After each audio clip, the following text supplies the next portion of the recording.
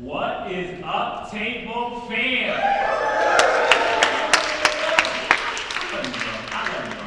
My name is Joshua, and I serve on the communications team here at First Orlando. Now, I need you to know something. Last time I was in this room, it's about to be a year, and something happened in this room. And I think we got a picture of what happened in this room.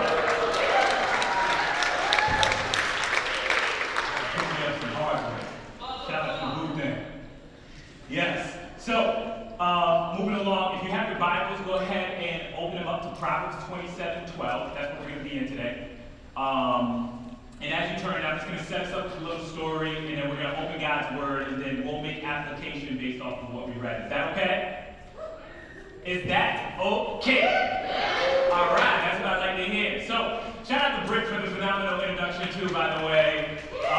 My two other favorite musicals, she threw me off because I was still in rap mode, so when she said two others, I was like, Biggie, Tupac? Like, no, musicals. So, Lion King, Phantom of the Opera. Yes. So, to kind of set us up, today we are going to be talking about unnecessary suffering, right? I believe there's two types of suffering in this world. First type of suffering, we have no control over, right? It's gonna happen, things happen, accidents happen, sickness happens, and it's like we don't have any type of control over those things. But I believe there's a second type of suffering, and I think that suffering we sometimes opt into, right? I think we often opt into that second type of suffering, which is very unnecessary. Like me, back in 1999, I want to take you back. Some of y'all wasn't even born. Let's be honest. I'm that guy now. Let's throw the picture up. Take you back. Look at that guy. Had a pose early. Back in 1999. So, I was in third grade, and I remember I'm getting ready to go to school, so I'm going to bed. I went to bed. I had a dream that night. Weird dream. I had a dream. And I had a dream that this one girl that was in my class, her name was Nessa. This one girl in my class, essentially, she had kissed me on the cheek. Now remember, I was in third grade, okay? And after she kissed me on the cheek, I remember like these little cartoon hearts just floating around. This was my dream, okay? This was my dream. And I was like, okay. I wake up in the morning, I was like, okay, that was weird, but okay, whatever. I go to school, and somebody comes up to me and is like, Josh, Nessa likes you. I'm just like, what? Like, that was so, I just had a dream last night, and now you're telling me this today, which was super weird. Sidebar, I saw my wife, what she looked like in third grade, and she looked way better, just so y'all know, just in case y'all was wondering. But anyway, so yes, Nessa likes you. I'm just like, okay. Long story short, I'd be lying to you if I told you I remember exactly how it happened because it was so long ago. But at the end of the day, I had a girlfriend, right? My first girlfriend in the third grade, right? And I remember she wrote down her phone number. This is before phones. Like, I feel so dated. This is before like cell phones and things like that. Ain't no Facebook, went on that. Like, she wrote down her phone number on this piece of paper, and it was in colored pencil, but it was like the colored pencil that had like 3 colors in it, right? It wasn't just like it was fancy. And I was excited. I got the number. I went home. I showed my mom. My mom was pretty indifferent. Like, she didn't really say anything. And then my dad comes home and she tells my dad. And my dad basically calls me in the room and he's just like, what do you mean you have a girlfriend?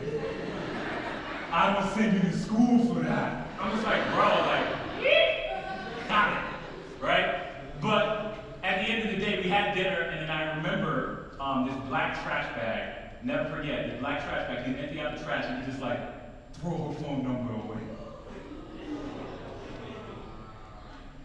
I'm upset at this point. I'm hurt, right?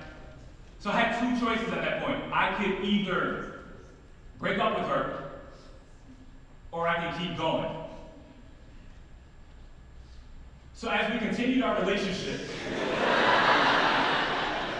it was about 2 to 3 days later, she essentially, I I get to school, like, I think it's like on the third day, I get to school, somebody else comes to me, Josh, Nessa wants to break up with you. Now imagine being in third grade dealing with the emotions of relationship. Right? I'm just like, I don't know what this is, but I don't like this. Right? I don't like any of this. I don't know what it is. And I remember I wasn't necessarily hurt. I think I was a little bit hurt, but I think I was more so embarrassed that somebody had the power to actually make me feel how I felt.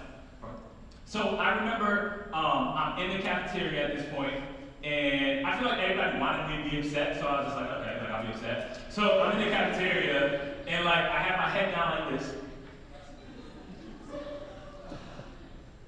But I remember this. I remember what I told myself. I said, never again will I feel this feeling. This is third grade. I mean, I'm like, never again will I feel this feeling. I was just like, this is so unnecessary, right? And it's just like, I just remember exactly how I felt in that moment.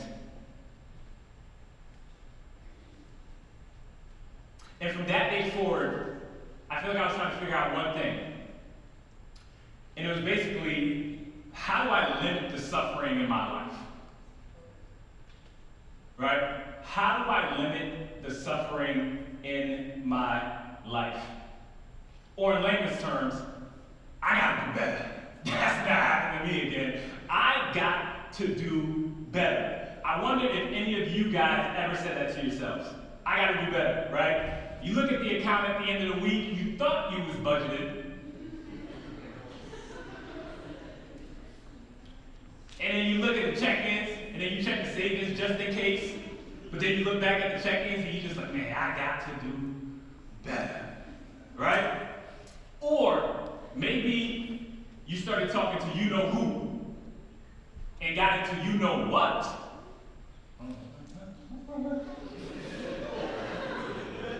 And you wake up, and you look yourself in the mirror, and you're just like, I gotta do better. Right? Or maybe, let's go back to the finances a little bit.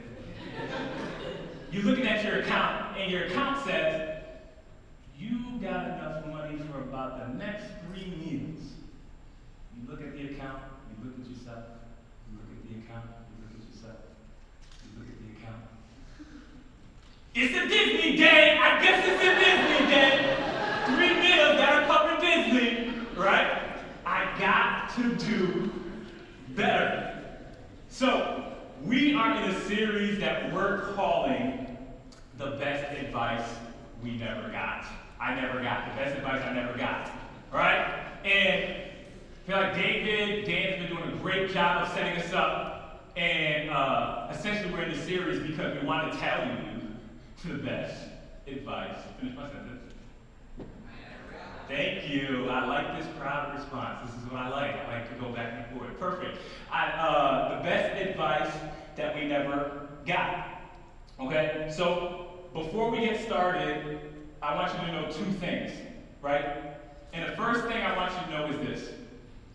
At the center of this message is a simple principle. And I'm going to give that to you later, right? It's a simple principle, but I want to break down what a principle is not, right? So a principle is not a rule that you follow, right?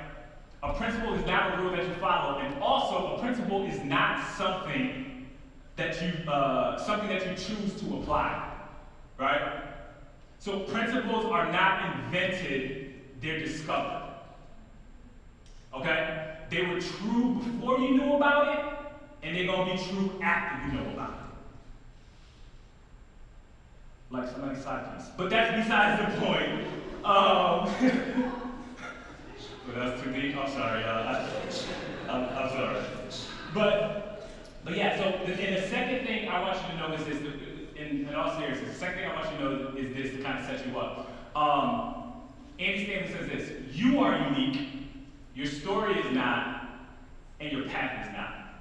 Okay? So when I talk about there's a type of suffering that happens to us, and there's this type of suffering that we opt into. What I'm essentially saying is, yes, I give it to you. You are unique. But there are things that happen, that seem to happen, that are triggered by a certain choice. Right? So you are unique. Your story is not. Your path is not. And your destination is not. Are y'all with me? Okay, cool.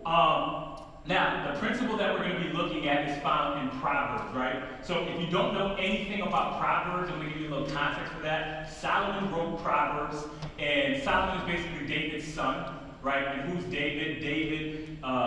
King David, the one that was after God's own heart, right? That's Solomon. And essentially, he wrote Proverbs so that, basically he says this in Proverbs 1, you don't have to turn it, I'm just going to read it for you, so that you would understand insightful teaching and receive wise guidance to live a disciplined life, right? These Proverbs teach the naive how to become clever and live with discretion, okay? So Solomon, in this verse that we're about to read, Solomon basically sets up two characters. He sets up a prudent person, and he sets up a simple person. Okay? So who is a prudent person? What is a prudent person? So a prudent person is essentially somebody that's just super cautious, right? Not even super cautious, they're just cautious, right? They're able to think ahead, they're able to see the dangers, they're able to say, if I do this, this might happen, if that might happen, and if I do that, that might happen. They're able to kind of count the cost, right? A prudent person has good and careful judgment in handling practical matters. So you can think of this as a Boy Scout or a Girl Scout, right? Their whole motto is be prepared. You can't get no plainer than that.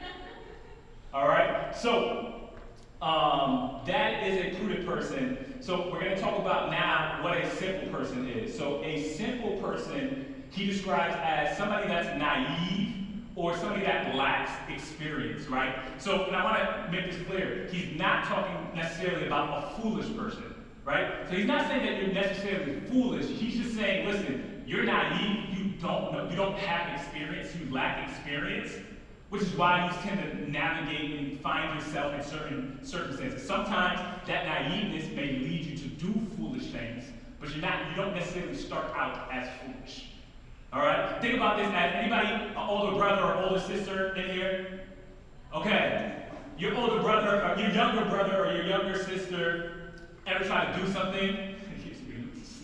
They ever try to do something and you're just like, no, like I can show you how to do that and you did that wrong, but they're just like, oh yeah, like they think they're slick and they're getting away with something and you're just like, man, I did that like 4 years ago. Like that's not even how you do it. Like, you understand what I'm saying? That's kind of the simple person, right? That kind of gives you a picture for the simple person. But let's read the verse. Let's start to read the verse and see what he says. So he says, the prudent sees danger and hides himself. Now, that sounds pretty self-explanatory. The prudent sees danger and hides himself. So when you read this at first, it makes basic sense. I see it, I go away from it. But after reading it a few times, my brain asked the question of this. If he can see the danger, and he's prudent, so which means he has some type of wisdom, why wouldn't he just assess a plan and go around it? Why hide from something that you can just navigate and go around, right? Some of you know what this is like, right? That girl or that guy texts you to come over. Nobody wants to look left or right now because everybody's like, it's not me. So it's okay. It's okay. But that guy or that girl texts you to come over. It's 8:45. You live 30 minutes away. Not going to get there till 9:29, 30. What good is going to come of that? But here's what you tell yourself. Nah, like I text my friend and tell him, hey, at 10, text me the code word and code word go, and then I'll be out, and I'll make sure that I leave the code word go, right? And then you get there, you put them on a vibrate. Right? So that's kind of what That's kind of what the prudent, I was kind of wondering why the prudent person doesn't just create a plan. So first thing I want you to write down is this. A prudent person doesn't try to manage the consequences or outcomes of a dangerous situation. Okay? A prudent person does not try to manage the consequences or outcomes of a dangerous situation. In other words, has anybody ever watched Home Alone? Yes, if you haven't watched Home Alone, Kevin McCall's home by himself, right? Bad guys, see who he is, figure out that he's there, find like chasing him, he's running away. He runs in his house, and then he gets to this point, closes the door. Breathe heavy, he said, "This is my house. I've got to protect it." That's not prudent, my fellow. That's not prudent. That's not prudent. That's not prudent. Call yourself an Uber. You need to get out of there, right? That's before Ubers. And I know the phone lines are down. It's for y'all enthusiasts. I know. Okay. But yeah, so a prudent person doesn't try to manage the consequences or outcomes of a dangerous situation. Now let's talk about the word hide for a second. Because I feel like the word hide tends to be a negative thing sometimes, right? Adam, after he sinned against God, he hid, right? We seem to always associate hiding, sometimes we associate hiding as a negative thing, right? But that's not what they're talking about here. So the psalmist talks about, in Psalms 32, you don't have to turn there, but Psalms 32, he talks about, you are a hiding place for me. So God is a hiding place for him, right? So hiding can be a positive thing. So we see the contrast between Adam and the psalmist, right? Adam hiding after he sinned, the psalmist hiding before he sees the danger. Here's the second thing that I want you to write down. When you hide yourself before experiencing danger, you feel safe. When you hide yourself after experiencing danger, you feel shame. Adam experienced shame because he experienced danger and chose to hide himself. The psalmist experienced safety because he saw danger and hid himself.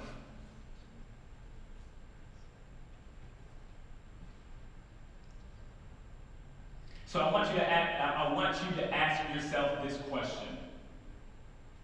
Are you hiding from Jesus or in Jesus?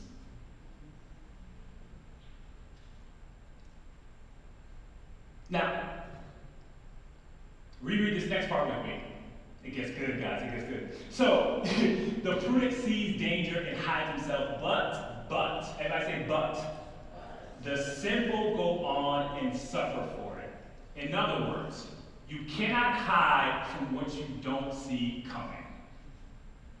You cannot hide from what you don't see coming. Remember, a prudent person is someone that kind of thinks ahead, is always thinking ahead, heads on a swivel, always kind of thinking ahead, okay, I see this, I may have to adjust here, and then they adjust themselves, they don't just think about it, they actually do it. And a simple person is one that's just like, yeah, you know what, like, they either lack the experience and have no idea, or just like, yeah, you know what, but I'll maneuver it. Like, I'll make my way around. Yeah, but that don't always happen, right? So,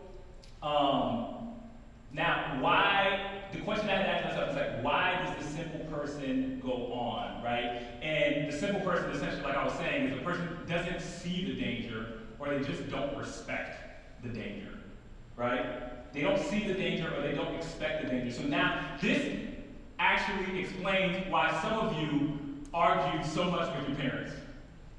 Let me bring it down for you. When I was in 6th grade, my mom used to tell me, I used to walk to school. I'm in 6th grade, I used to walk to school about 1.5 miles. And my mom used to tell me, my mom gets home at 3. You need to make sure you're in the house before me. I got out of school at 2. It took me about 15 to 30 minutes to walk home. It took about 30 minutes to walk home. I would get home 4:35. I'm in 6th grade. I would just get home 4:35. I just wanted to walk around with my friends and just whatever. I just wanted to walk home. So what my mom was seeing, right, was every minute that I was out of the house was an opportunity for danger. What I was seeing was every minute I was out of the house was an opportunity for fun. Right? I'm not thinking, I'm only in 6th grade. Now I look back at it and I laugh. Like, 'cause I'm just like, yo, like this little conflict, oh God, this is my I wasn't always tall. Like, I'm just walking, like, walk with my book bag, like, I own the place. Like, it's crazy. But that's the contrast, right? Between a person that sees the danger and a person that doesn't see the danger. You could be looking at the same thing, right? You could be looking at the same exact thing. So now, this next part of the verse is what intrigues me the most and gets me actually excited the most. Because for people that actually think like me, your mind will probably be asking this question, right? So, I understand, Josh, I hear you. The prudent person sees danger, hides himself. Got it. The simple person goes on and suffers for it. Got it. But the simple person goes on. How long does a simple person go on before they have to suffer for it? Right? Some of us think, well, maybe we can handle the suffering if the going on is long enough. Right? Oh yeah, I just don't want to tell me. Okay. But some of us feel like that. Some of us feel like, hey, like, I can handle the consequence. If I get to go on, then I'll go ahead and navigate. I'm like, great. This is great. So here's the question I think that we need to ask. We ask the question of how long does a simple person go on before suffering. Here's what I actually want you to write down. It's possible to be living in the wrong direction and to be having the time of your life. It's possible to be living in the wrong direction and be having the time of your life. And Jesus gives us a hint about this, right? He gives us a hint about how long a simple person goes on before they actually suffer for it, right?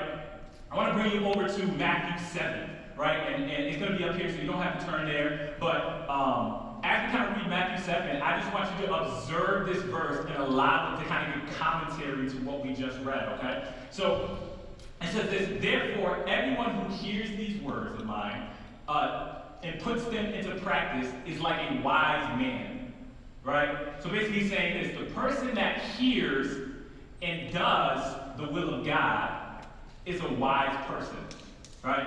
Now remember what we read back in Proverbs. And Proverbs says the person that sees and hides himself is a prudent person, right? Prudent and wisdom kind of go hand in hand. You can go back up. Yep, you can go back up. Keep going. I'm talking to the slide in the back. You're doing a great job. Keep going all the way to the top on this slide right here. Yep, perfect. Yep, so hearing is not enough, right? To just hear the word of God, that's not enough. Seeing is not enough. But doing both is what makes you either wise or makes you prudent. But just because you're able to see danger, oh yeah, no, I know that can happen. I know it can happen, so once I know, now I can do. No. It's like you see to hide. You don't see to assess, to go and find a creative plan to kind of go around, right? And then it says, let's keep reading. It says, therefore, everyone who hears these words of mine and puts them into practice is like a wise man who built. Do we have any builders in the room? Yes, builder in the back. So we know that in order to build something, it takes time. It takes planning. It takes thought. It takes foresight. I'm going to put this here because I know this reacts like this here. These conditions aren't good here, so I'm going to go and I'm going to put this here. Right? So this is what he's talking about. The text continues. It says, is like a wise man who built his house on the rock. Right? So this is very similar. This is very similar to the other verse. The principle that Jesus is talking about is the principle that we find in Proverbs, right? So if this verse were to be rewritten, it could essentially say something like this. Therefore, everyone who sees danger and hides himself from it is like a wise man who built his blank on the rock, right? We can substitute house for relationship. We can substitute house for finances. We can substitute house for career, right? Everyone who sees danger and hides himself from it is like a wise man who built his finance, relationships, friendships on the rock. Now, on the rock, what does he mean by on the rock, right? This isn't as relevant to us, especially if we're not builders, right? But when building something, first off, when he said on the rock, in the context in which he was at, everybody understood what he was talking about. They're just like, oh, yes, we get it. Because when you're building a house and you're trying to build the foundation, the deeper you build, the more sturdy it becomes, right? And so when he talks about building on the rock, essentially what he's saying is this person is taking the hard way. He's taking the laborious way. He is taking not the easy way. This man is like, he is not taking the easy way. So in context to us, building on a rock is basically in our context in this world, if I can use an analogy, building on a rock is like saying, I'm going to give everything I got even though nobody's watching. I'm still going to do my best, right? I'm still going to give it everything that I have, right? Building on the rock is being able to say, listen, I messed up and I lied on that application to get hired because I don't really live by here, and I know y'all probably wouldn't hire me if I didn't live by here, but I just want to let you know that. And I'm not talking about nobody else but me. That was me. I've done that, right? Building on the rock is doing the hard thing. I'm not finished. Look what he says.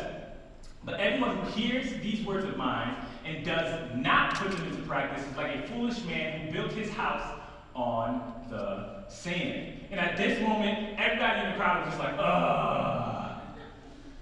Why did they do that? This is like your friend that has that significant other, and that significant other isn't changing or making progress, and your friend comes to you and is just like, listen, I think I'm gonna give him another shot. You're just like, oh! This is when he said that he built on sand, everybody knew what that meant. It's just like, oh, come on, like, what are you doing? Right? That's exactly what it was, because building on sand was the easy thing to do. Right? Building on sand was the quick and easy thing to do. It was the easy way, right? Building on sand is like lying about your pay package when you're about to get into a new job. And saying, oh yes, they paid me this so that you could get a little bit more. Right? Building on sand is like, it's buying that vacation on a credit card where you know you're behind. You better put that credit card away. You know it. You're building on sand. Building on sand is like, it's like going to the grocery store and you searching for fruits and vegetables and you say, well, listen, I know I'm looking for these fruits and vegetables, but I'm just going to run down the ice cream and see if anything on sale. I'm not going to get nothing though. I'm not going to get it though. I just want to see. I just want to see.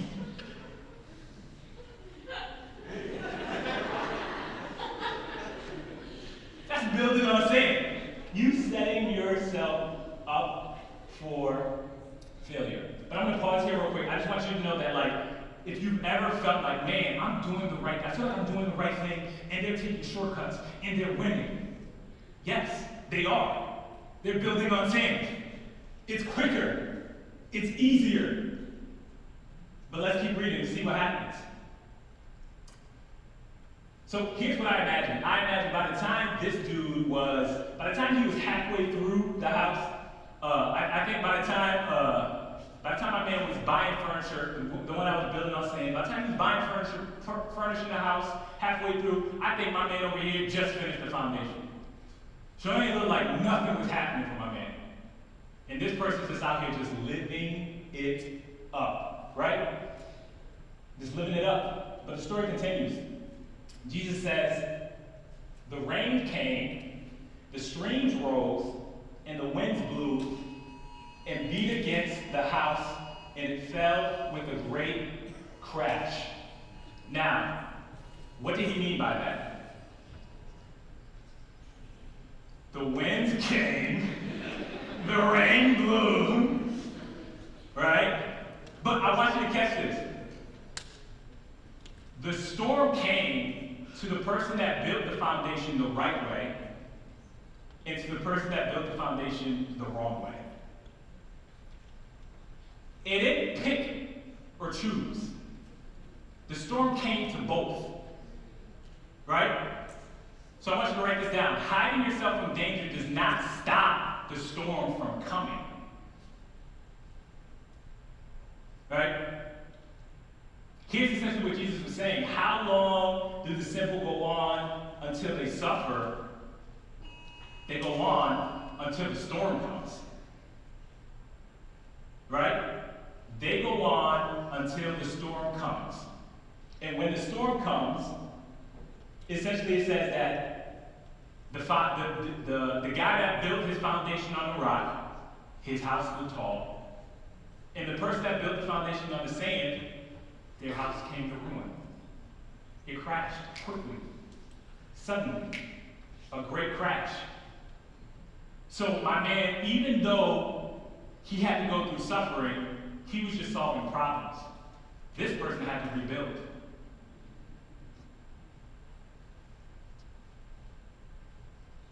So, here's the principle that I'd like to share with you today. And I think this is going to sound pretty common because we've heard this so much and we think we understand what it means, but I'm telling you, if there's one thing that I've learned in my life is that I'm only beginning to understand what this means. Right? And the principle that I'd like to share with you today is that today's choices affect tomorrow's experiences. Always. Today's choices affect tomorrow's experiences. Always. But maybe I can defer and try always. You can try your best to get away from it, but today's choices will affect tomorrow's experiences. This is true financially. You'll start with an issue where it's just like, hey, I need a car, listen, my car's about to die, and such, and we're, as young adults, I get it, I do the same. We think so much in the moment that we don't even consider the future.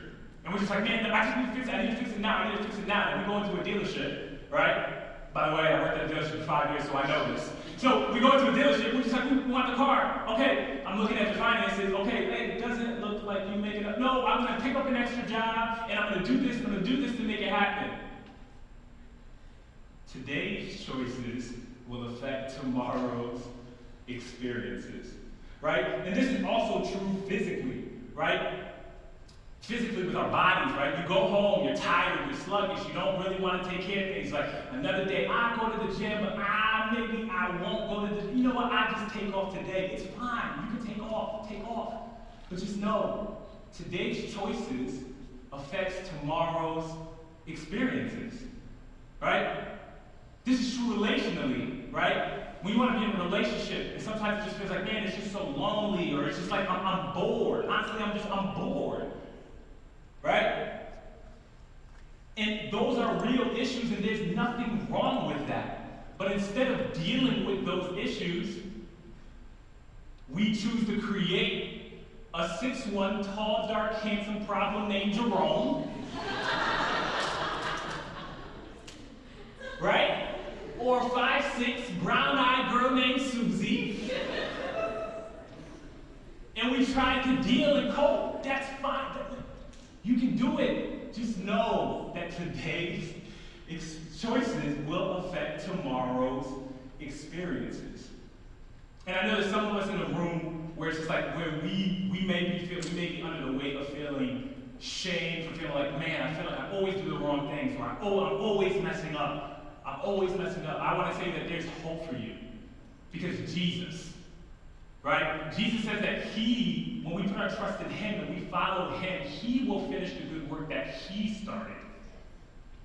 Right? So there's hope. I want you to know there's hope and there is grace. You have not gone too far. Okay? So I just want you to remember this. You are unique. Your story is not, your path is not, and your destination is not. Now, you may be asking, well, how do I start making, I hear what you're saying, Josh, but like, how do I practically start making better choices? Like, how do I do it? How do I do it? And I think you're going to have to think through these three things. It's about how you think, then you're going to have to decide, and then you're going to have to act. So we're going to talk about these quickly, and then I'm going to get out of your way. Okay? So, when it comes to thinking, the Proverb says that the reason why the Proverbs were given is to make us wiser, right? The reason why was to take the simple and the naive and essentially help to make them wise. So what do you think I'm going to tell you to do? Read the Proverbs, right? And I'm not just telling you to do something. I experienced this in my own life. I remember when I feel like I first truly got saved when I was about 18 and I graduated high school. I grew up in church my whole life, but I remember at that point, one of the first things, I was immersed in community and things like that, but I remember what changed and what was pivotal for me was like being able just to read the Proverbs and picking a proverb a day and just kind of going through it, right?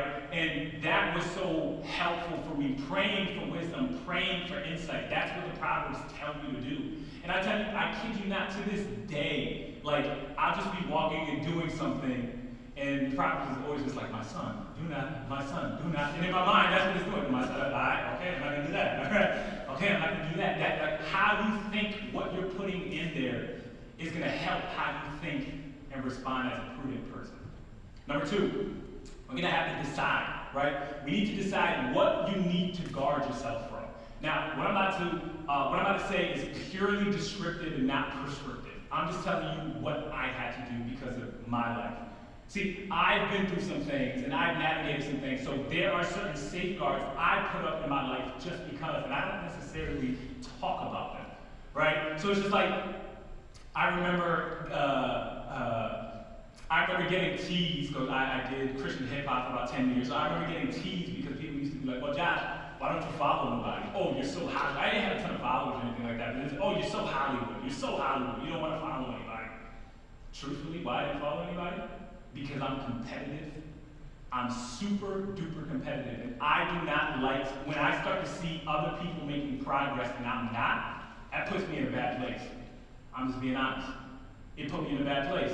So I'm just like, I'm not even gonna subject myself to seeing that. And then, just to top it off, to be honest, you have, I love all my ladies, but then it's just like you're bombarded by pictures and pictures and pictures and pictures, and I'm just like, bro, I don't know how y'all do it, but I'm just gonna stay over here. I'm just gonna stay over here. And I don't even follow it, and it still comes on my feed, right? So it's just like you have to start deciding, okay, again, because this is a principle. This is gonna be true whether you want to apply it or you don't want to apply it. Right? So this isn't a matter of, and this is where the tricky part is, this isn't a matter of sin or not, right? I'm not saying you can't follow anybody on Instagram. That's not what I'm saying. It's not a matter of sin, and this is why it talks about being wise, because wisdom helps you navigate that fine gray line between what it is to do and what not to do, right? Or maybe just like, I think another thing for me would just be like,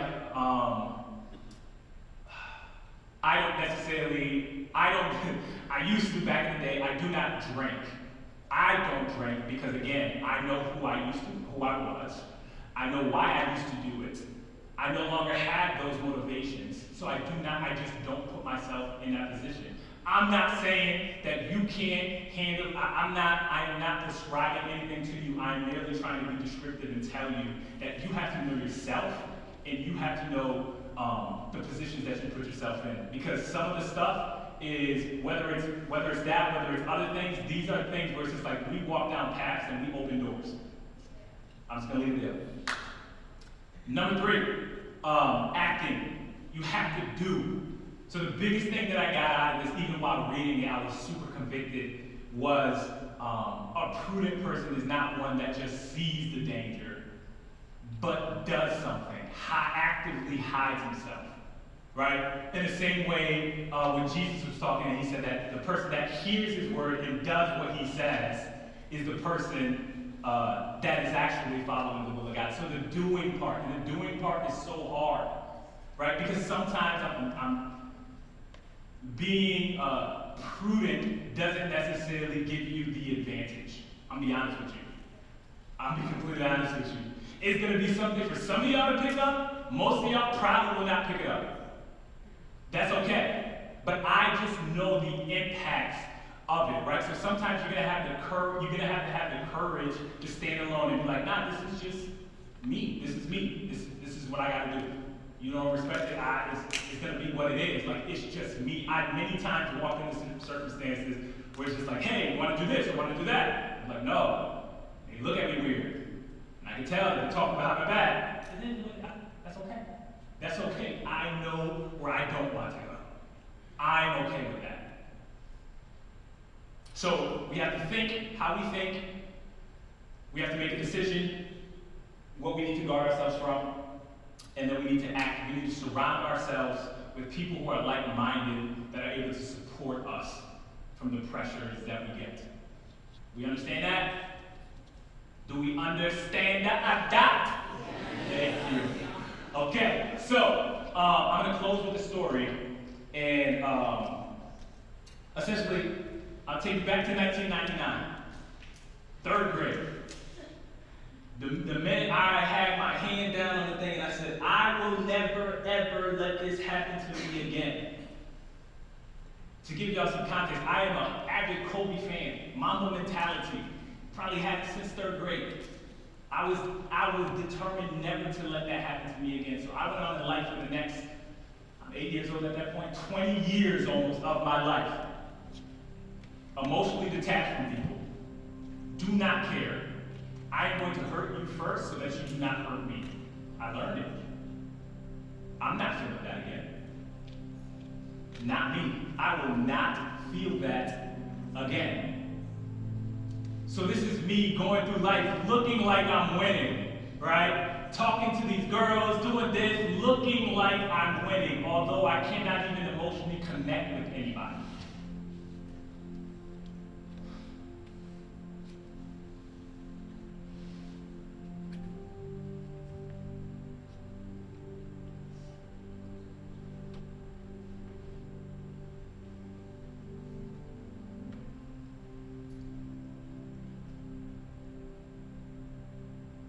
I can't even connect with anybody. To the point where it finally hit me when I'm about to get engaged. And I'm like, what is this feeling that, like, I love this girl, but, like, I don't want to, there's just something blocking me. What is blocking me?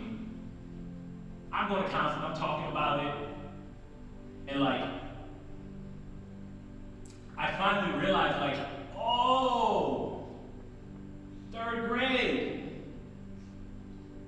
If I let her in, she can hurt me. 18, 19 years carrying that around. One choice. My dad said, break up with her. I said, no. One choice affected who I became for the next 17 years. Now, I want to kind of lead us in a response time. Because I believe that there's someone in here, there's people in here, that there are things that we need to let go of. I don't know what it is. But I want to give us an opportunity to do that. So in the pews, we have a piece of paper where you can write down the same way I wrote down my third grade girlfriend's phone number. And then in the back, there's a trash can.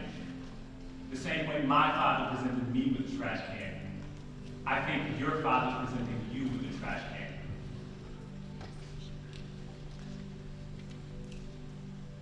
And it's your choice. I'm not telling you to go through it. I'm not telling you to throw it out. You can hold on to it. It's your choice. It's your choice. Because today's choices, just remember this, today's choices will affect tomorrow's experiences. Let's pray. Jesus, I thank you for who you are. I thank you for this timely word, for this specific group of people, Lord. I don't think that is by accident.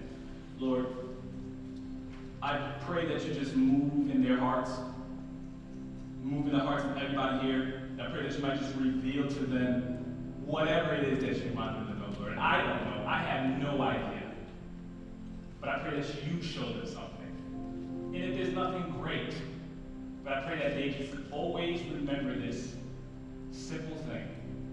And as they continue to deeply understand it, they allow it to permeate their actual decisions. And that today's choices will affect tomorrow